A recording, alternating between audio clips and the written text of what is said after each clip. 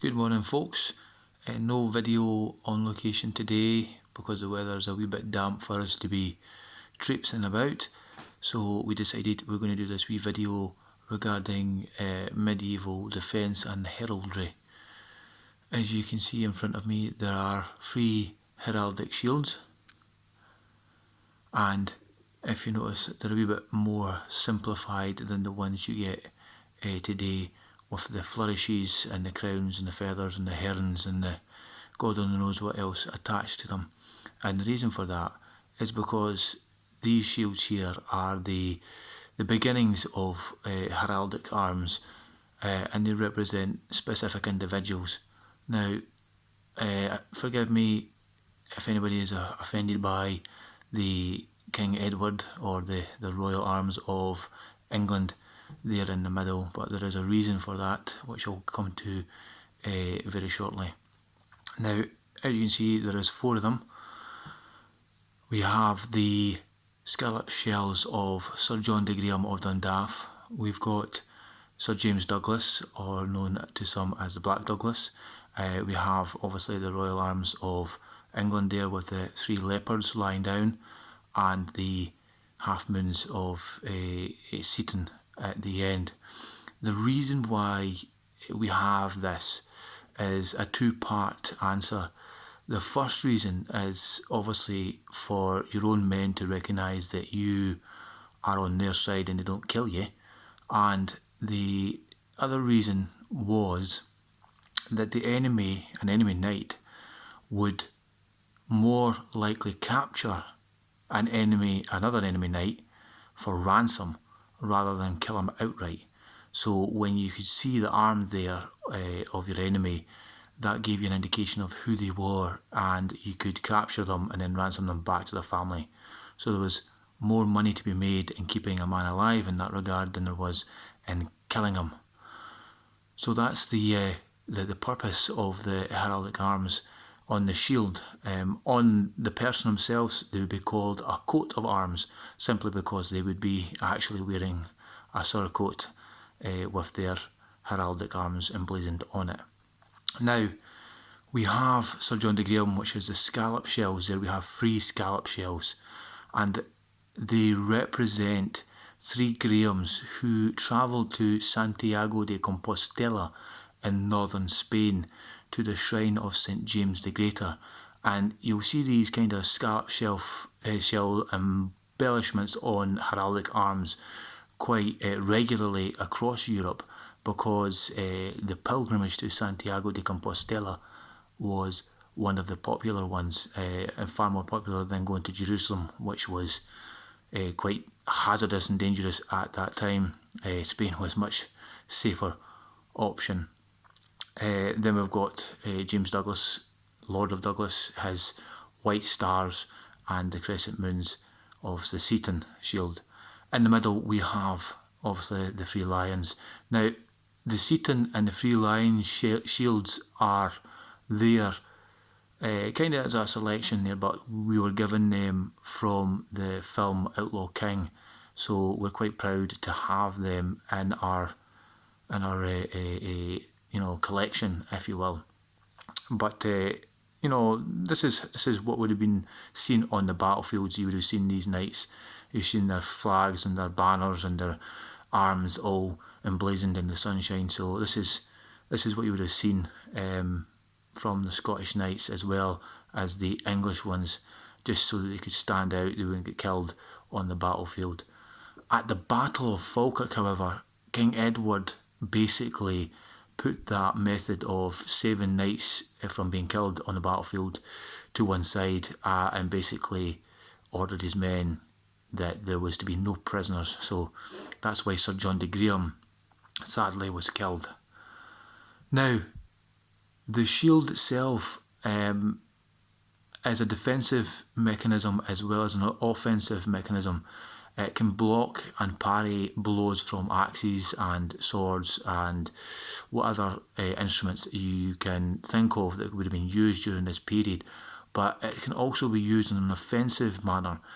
tilted to the right angle, and with enough force it can be used as a battering ram to knock soldiers and knights off their feet. And if you notice, the design forms into a point at the bottom, although you can't actually see the point, but you can see where the curvature is going. This comes to a blunt point, and with enough force brought down upon an enemy's head, it will crush their skull. So it can be used offensively as well as defensively, multi-purposely tool of a knight. We also have two helmets here, some unique designs. The one next to the Graham's shield with the scallop shells, this is a Knight's Templars Helmet.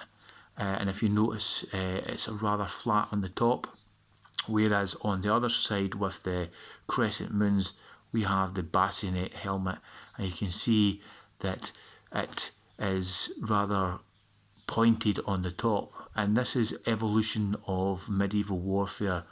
And in front of us right there, the Bassinet Helmet develops from other types of helmets prior, including the Knight Templar.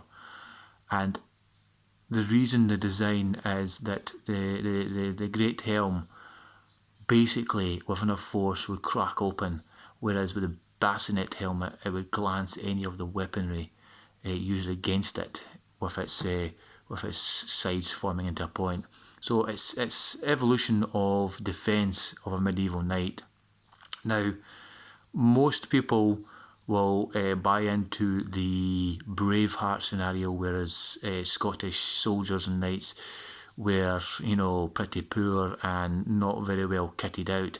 This is a misconception, and Scottish knights were basically the same as English knights, French knights, German knights, Polish knights, Italian knights on the battlefield, and the only way to distinguish between these knights would be their coat of arms. That would be the only difference, and it's something that films like Braveheart basically missed out on. But luckily, the Outlaw King film struck the nail on the head with the heraldic arms of the Scottish Knights being present on the battlefield, and the kit being similar to that of the English knights at the battle.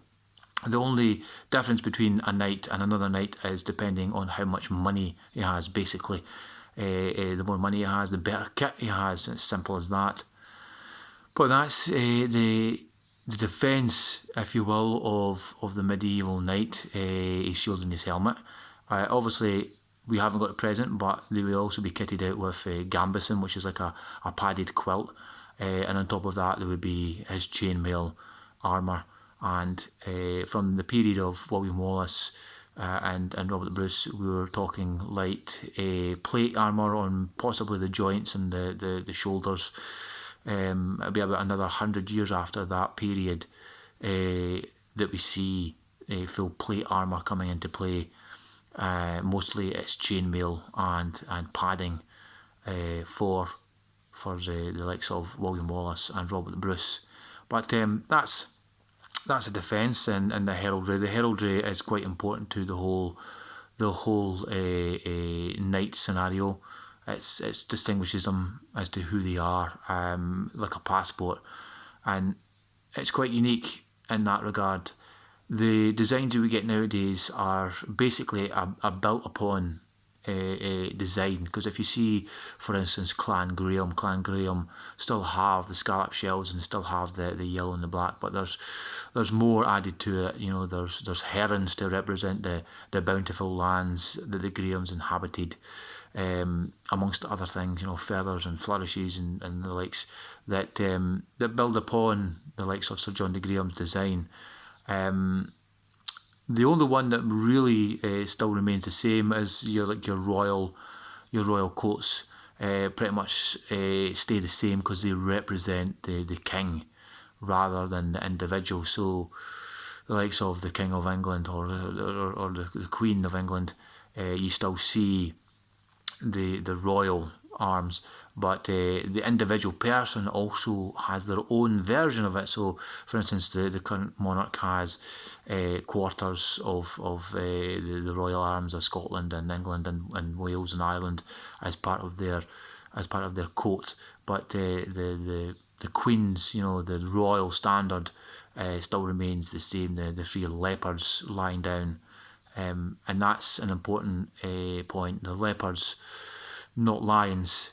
If they're lying down, they're leopards. If they're standing up rampant, then that's a lion. So that's the differences between the two countries. Scotland has a lion and England has a leopard, or three leopards, as part of their heraldic arms. Today, the arms still go through serious rules and regulations in Scotland, governed by the Lord Lion, or the keeper of the arms, if you will. In England, there's a different organisation, the keeper of the arms in England. So, it's still under stringent observation, and you can be penalised and charged with offences if you're displaying them illegally. Luckily, it's not as serious as it once was. For instance, the Scottish Royal Standard is supposed to be reserved specifically for the monarch, the First Minister and the head of the Church of Scotland, as a representative of the nation. However, obviously the Lord Lion turns a blind eye, if you will, to people's own patriotism when supporting their own country, when the flags are flying at games and so on and so forth. It's mainly if people are trying to profit that these rules kind of come into play. But it's interesting to see that there is still such a thing as the keeper of the arms in this day and age, because it's one of these offices that has existed for over 700 years and probably will continue to exist well into the future. But well, that's the wee video. Hopefully I haven't waffled on too long. It's 12 minutes at the minute. But yeah, just wanted to do a wee video, and we'll keep you posted on some future updates. We might do another wee video regarding the kit of a medieval knight. But for now, have a great day, and we'll see you soon.